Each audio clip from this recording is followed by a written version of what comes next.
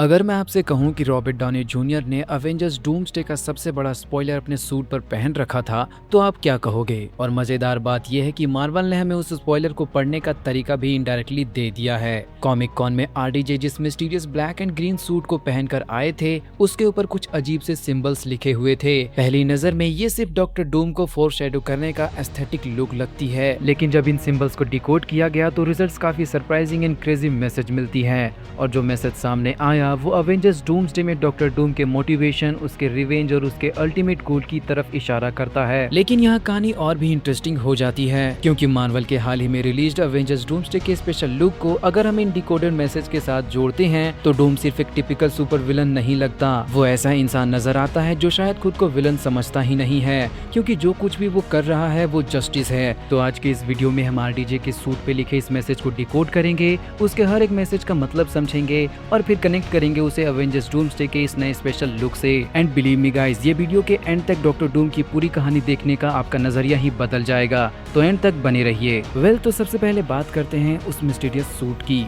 जब RDJ Avengers doomsday के promotion के दौरान कॉमिक कॉन में पहुंचे तो उनका पूरा लुक ही डॉक्टर डूम से इंस्पायर्ड था। आरडीजे ने एक ब्लैक सूट पहना था जिसके ऊपर कुछ ग्रीन इंस्क्रिप्शन लिखे थे और उन इंस्क्रिप्शन में इस्तेमाल किए गए थे लैटवेरियन रून्स का सिंबल। अब कॉमिक बुक में लैटवेरिया डॉक्टर डूम का फिक्शनल कंट्री है और विक्टर वॉन डूम उसी फिक्शनल कंट्री का रूलर है। इसलिए मार्वल का डॉक्टर डूम की मार्केटिंग में बार बार ग्रीन कलर, रून्स और लैटवेरियन सिंबोलिज्म का इस्तेमाल करना कोई कोइंसिडेंस नहीं लगता। लेकिन आरडीजे के सूट में असली हिडन गेम तो उन छोटे छोटे इंस्क्रिप्शन में था और फैंस तुरंत इन सिंबल्स को डिकोड करने की कोशिश में लग गए। और आखिरकार एडिट विद ईगो, एक फैन मेड साइफर की मदद से सूट पर लिखे कई मैसेजेस का पॉसिबल ट्रांसलेशन सामने आया। एंड बिलीव मी गाइस, ये आपके होश उड़ा देंगे और यहीं से चीजें और भी ज्यादा इंटरेस्टिंग हो जाती है। पहला सीक्रेट मैसेज है रिवेंज। आरडीजे के सूट के राइट हैंड पॉकेट पर लिखा है रिवेंज। अब नॉर्मली अगर किसी विलन के कॉस्ट्यूम पर रिवेंज लिखा हो तो हम कहेंगे हाँ भाई, विलन है, बदला लेना चाहता है। लेकिन डॉक्टर डूम के केस में वर्ड बहुत ज्यादा इंपॉर्टेंट हो सकता है, क्योंकि अवेंजर्स डूम्सडे के स्पेशल लुक ने पहली बार डूम की इमोशनल साइड को ज्यादा क्लियरली टीज किया है। नई फुटेज में डूम को सिर्फ एक पावरफुल आर्मर्ड विलन की तरह प्रेजेंट नहीं किया गया,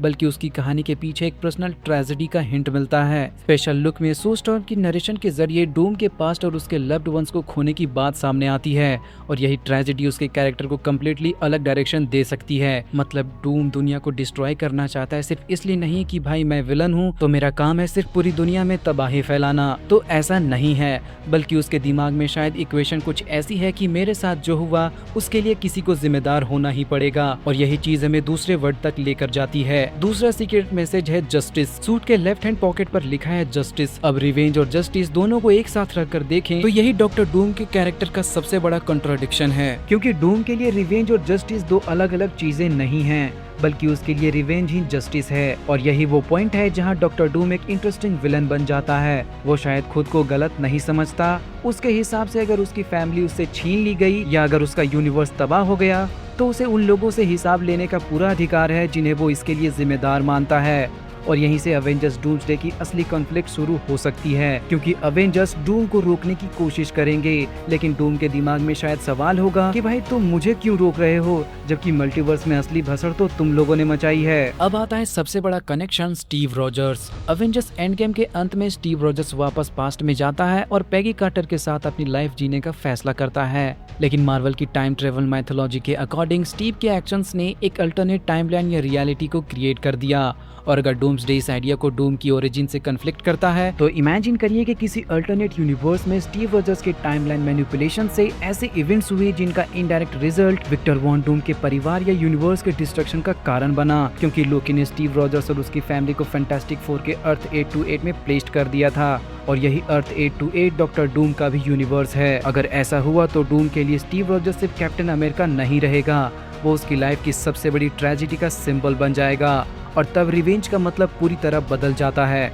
हालांकि ये कनेक्शन अभी कंफर्म प्लॉट नहीं है, इसलिए इसे थ्योरी की तरह ही देखना चाहिए। लेकिन अगर मार्वल सच में इस डायरेक्शन में जा रहा है तो स्टीव रॉजर्स और डॉक्टर डूम का कॉन्फ्लिक्ट सिर्फ हीरो वर्सेस विलन नहीं रहेगा, ये एक पर्सनल बदले का मिशन बन सकता है। लेकिन मार्वल ने यहाँ एक और बड़ा क्लू दिया है। आरडीजे के सूट के लेबल पर एक पूरा सेंटेंस लिखा हुआ है। उसका डिकोडेड सेंटेंस है there is no promise of tomorrow, यानी कल की कोई गारंटी नहीं है। और ये लाइन डूम के कैरेक्टर के साथ सरप्राइजिंगली परफेक्ट बैठती है। है, क्योंकि डूम की पूरी आइडियोलॉजी कंट्रोल के आसपास घूमती है। वो केओस को एक्सेप्ट नहीं करता, वो चाहता है कि दुनिया उसके रूल्स के हिसाब से चले। और अगर डूम ने अपनी लाइफ में ये देखा है कि एक पल में ही सब कुछ खत्म हो सकता है, तो उसका सिर्फ एक ही सॉल्यूशन रहेगा, कंट्रोल। हर एक चीज पर, हर एक टाइमलाइन पर, हर एक यूनिवर्स और शायद हर एक इंसान की डेस्टिनी पर भी कंट्रोल बनाना चाहेगा। और यही हमें स्पेशल लुक के सबसे बड़े डूम मोमेंट तक ले जाता है। एक सीन में डूम की प्रेजेंस इतनी ओवर पावर दिखाई गई है कि थॉर भी उसके सामने हेल्पलेस नजर आता है। वो लिटरली थॉर के सबसे पावरफुल अटैक स्टॉर्म बेकर को सिर्फ अपने 2 उंगलियों से रोक लेता है। और यही चीज हमें समझाती है कि मार्वल डूम को सिर्फ एक और पावरफुल विलेन की तरह नहीं दिखा रहा, वो उसे एक ऐसा फोर्स बना रहा है जो अवेंजर्स के एग्जिस्टिंग पावर हायरार्की को भी चैलेंज कर सकता है।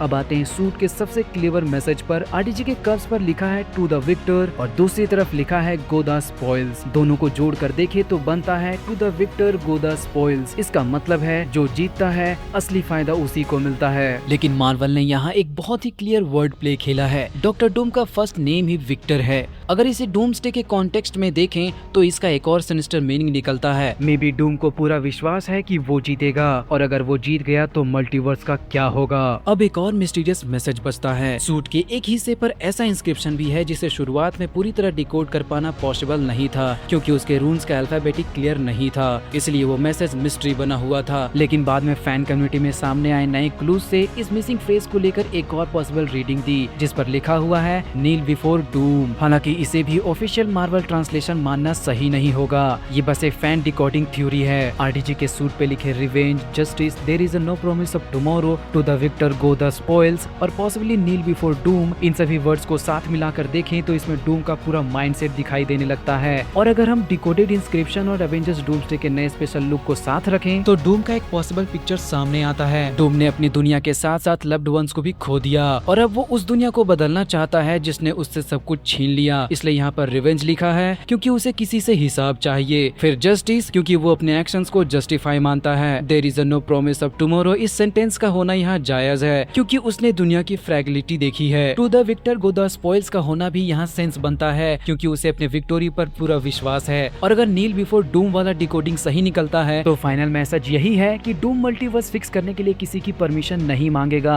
वो बस अपना फैसला सुनाएगा। तो गाइस, आरडीजे का डॉक्टर डूम सिर्फ टोनी स्टार्क का इविल वर्जन नहीं होने वाला, वो शायद मार्वल की सबसे बड़ी चैलेंज यही है। हमें आरडीजे को देखकर टोनी स्टार्क का याद आएगा, लेकिन मूवी हमें बार बार याद दिलाएगी कि ये टोनी स्टार्क नहीं है, ये है Victor Von Doom. Avengers Doomsday 18 दिसंबर 2026 को थिएटर्स में आने वाली है। तब तक दिल थाम कर बैठो, ये मूवी पक्का आग लगाने वाली है। अगर वीडियो अच्छी लगी हो तो एक लाइक जरूर करना, और ऐसे ही एमसीयू के ब्रेकडाउन देखने के लिए चैनल को भी सब्सक्राइब कर लेना। मिलते हैं नेक्स्ट वीडियो में।